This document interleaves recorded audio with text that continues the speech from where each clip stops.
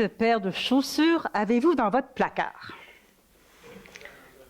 Je suis à peu près certaine, messieurs, que vous en avez moins que votre conjointe. Mesdames, 5 paires? 20 paires? 60 paires? 300 paires? Il semblerait que nous n'avons jamais la bonne paire ou qu'il nous manque toujours cette petite paire de stilettos pour aller avec la robe noire. Eh bien, cette relation particulière que nous avons avec les chaussures dure presque toute une vie, mais surtout, c'est qu'elle débute très tôt. Moi, quand j'étais petite fille, j'adorais fouiller dans le placard de ma mère pour enfiler ses plus jolis talons. Au son des clic-clac, clic-clac, clic-clac, j'avais l'impression de me transformer en une grande dame. J'étais vraiment bien loin de me douter que plus tard, ceci me permettrait d'élaborer un programme et de publier un livre sur l'art de porter les talons hauts. Et c'est effectivement ma passion pour le mouvement, à travers mes 30 années de danse, de mime et de marionnette, qui me permet aujourd'hui d'accompagner les femmes, d'aider les femmes, des hommes aussi, je vais vous dire franchement, à retrouver contact avec leur pouvoir féminin, leur confiance en soi, à travers cet objet révélateur qui est le talon haut. Tout au long de mes recherches, j'étais quand même très surprise de constater à quel point, tout au long de son évolution, le talon haut a été fidèle témoin de son temps. Si le talon haut puise ses origines au Proche-Orient du IXe siècle, alors que les cavaliers portaient des bottes à talons afin de mieux tenir sur leurs étriers, c'est à un tout petit bout de femme, de 15 ans, que nous devons le talon haut comme accessoire de mode. Afin de rivaliser avec la magnifique Diane de Poitiers, qui était à l'époque la maîtresse de son futur époux, Catherine de Médicis demanda à son bottier vénitien de lui confectionner une bottine à talons afin de pouvoir avoir un peu plus de panache le jour de son mariage avec le futur roi de France. Elle fit absolument sensation. Le talon haut fut adopté par toutes les cours d'Europe et il devient un signe distinctif de l'aristocratie. À ce titre, il fut longtemps porté par les hommes autant que par les femmes ou les enfants. Il évolua au cours de l'histoire, au cours des modes, des caprices des rois et de la dextérité de leurs artisans.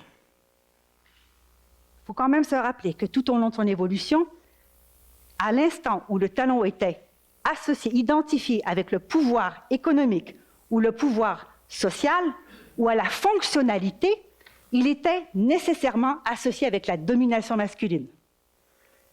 A contrario, lorsqu'il était identifié avec la frivolité ou l'ineptie, ou encore qu'il présentait des valeurs érotiques, il était associé avec la féminité. Ainsi, sous l'influence des philosophes du siècle des Lumières, alors que la femme fut cataloguée comme un être irrationnel et par voie de conséquence inapte à devenir citoyenne à part entière, le talon haut fut abandonné par les hommes, il perdit son symbole emblématique d'objet de pouvoir pour devenir enfin un accessoire exclusivement féminin. Il n'en faudra pas plus pour que le talon soit récupéré par les artistes à travers la gravure et la peinture érotique.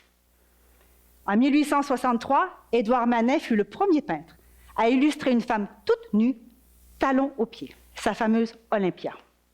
Mais ce sont surtout les pornographes de la fin du 19e siècle qui profitèrent de l'avancée technique de la photographie en série pour érotiser le talon haut. Leurs petites cartes postales en noir et blanc, où figurait leur modèle nu, talons aux pieds, circulaient secrètement sous les manteaux et éveillaient bien des désirs. Femme, nudité, talons hauts.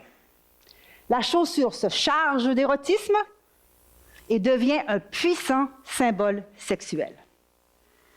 Alors, qu'est-ce qui fait que ce petit objet peut être qualifié ainsi d'objet sexuel? Mais il faut d'abord comprendre que la chaussure habille, ou plutôt déshabille le pied, qui de tout le corps féminin est la partie la plus érotisée. Voyons donc. En Amérique, bien sûr que non. Le pied, c'est quelque chose de moche. Ça a des verrues, des cordes, des oignons, des pieds d'athlète. Mais partout ailleurs, depuis plus de 10 000 ans, le pied est hautement érotisé. Alors, ce pied, cette chaussure recouvre donc ce pied, Elle a souvent le bout pointu, ou du moins rond que plus pointu que rond. Elle a une coupe sinueuse, collante, sensuelle, qui colle à la peau. Elle est souvent ornementée de boucles, de sangles, de rubans, de courroies. Et dans tous les cas, elle a un talon haut. Et plus le talon est haut, plus il est chargé d'érotisme. Il faut savoir que de tous les fétichismes sexuels, celui du talon et du pied sont encore aujourd'hui les plus pratiqués. Deuxième raison pour laquelle le talon est un symbole sexuel, c'est pour les effets qu'il provoque. Il provoque deux types d'effets. Des effets psychologiques et des effets physiologiques. Physiologiquement, qu'est-ce qui se passe? Il modifie le corps de la femme en accentuant ses attributs féminins tout en les érotisant. Le pied, dans un talon, paraît plus petit et cambré. Alors, ce pied, encore ici, on le veut petit et cambré, pourquoi? Depuis 10 000 ans, société occidentale, société orientale, sophistiquée ou primitive, le petit pied est valorisé. Même Dr. Alfred Kinsley, dans ses recherches des années 50, avait découvert que pendant l'orgasme, vous remarquez ça ce soir, mesdames, messieurs? Pendant l'orgasme, la femme pointe le pied comme une ballerine. Alors, le pied dans un talon haut nous rappellerait cette image de pied en pleine extase. Qu'est-ce qu'il fait d'autre, le talon haut? Il affine la cheville, il allonge la jambe, il fait rebondir les fessiers, il projette la poitrine vers l'avant quand on en a, il accentue la courbe des reins et il favorise le balancement du bassin, ce qui ne manque pas de titiller l'imaginaire masculin. Mais il fait aussi des drôles de choses, le talon haut, c'est-à-dire qu'il dérange la verticalité naturelle du corps en projetant le poids de la porteuse vers l'avant. Il dérange donc cette verticalité, il dérange la marche, il saccade le pas, il le raccourcit, et il est la cause de 1001 douleurs.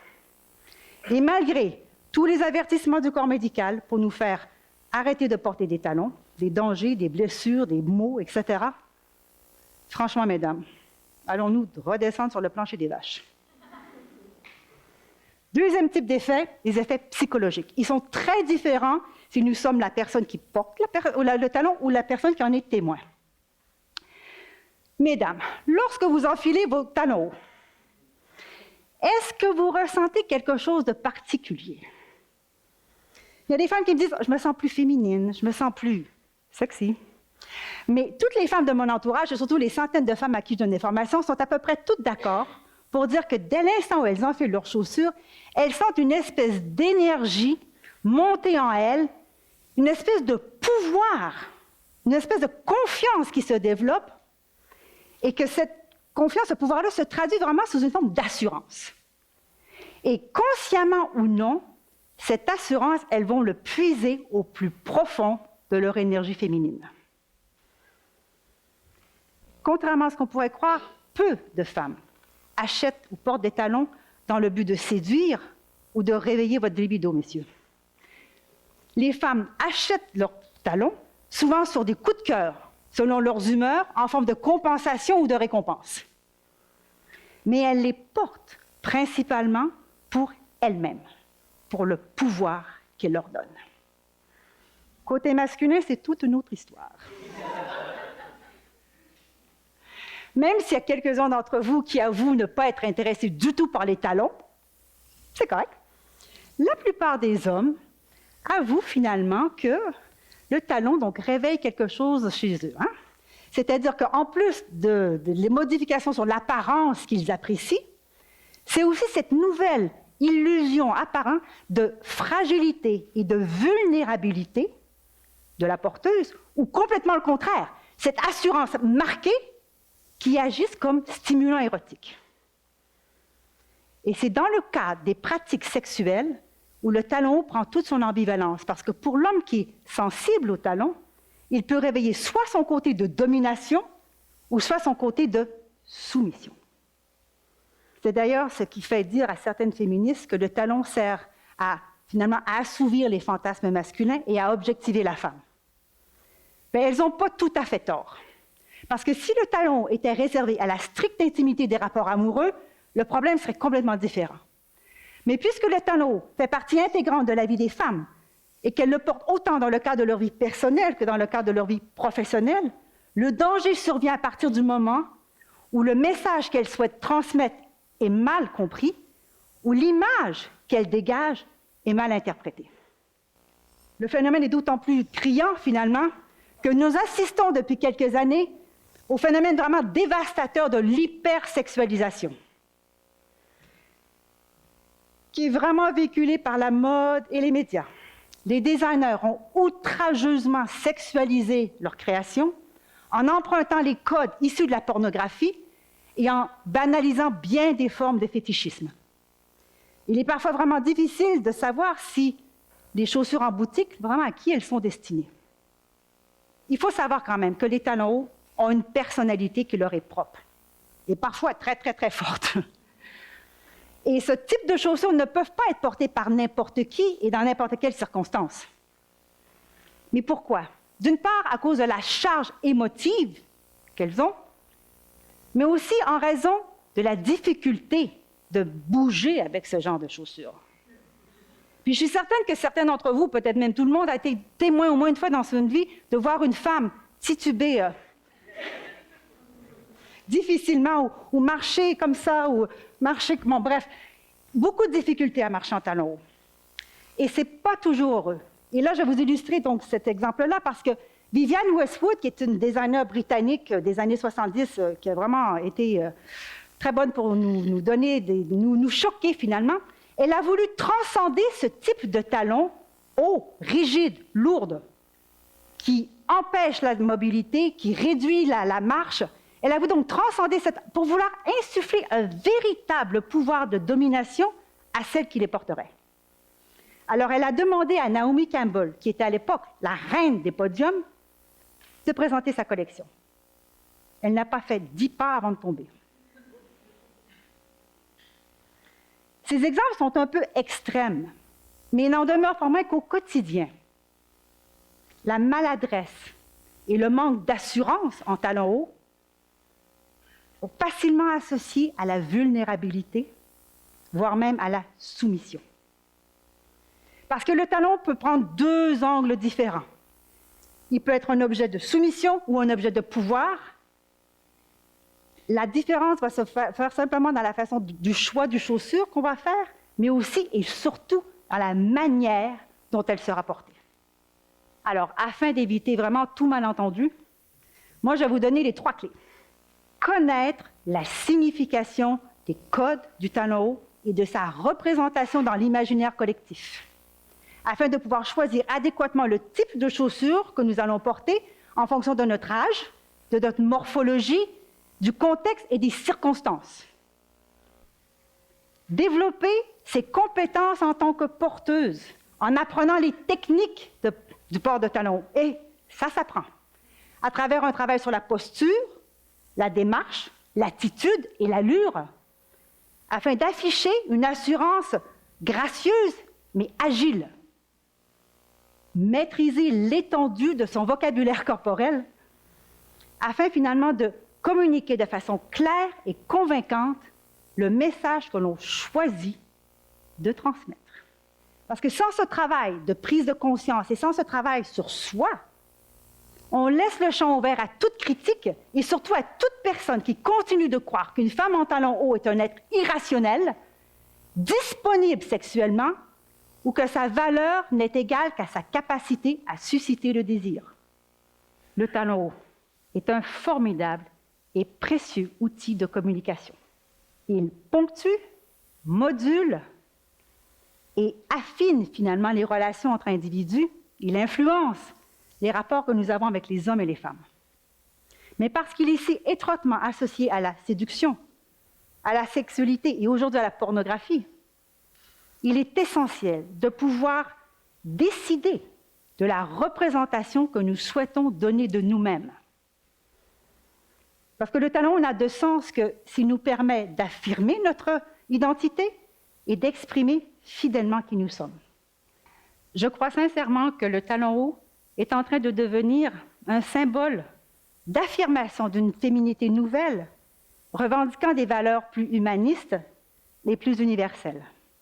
Et comme bien des femmes, on choisit souvent de porter des talons hauts, déjà pour renverser notre rôle de subalterne, pour renforcer notre confiance, pour même affirmer notre autorité, avancer dans nos carrières. La femme actuelle, la femme de la Renaissance au carré, n'a pas besoin de talons hauts pour s'affirmer ou pour vivre sa féminité.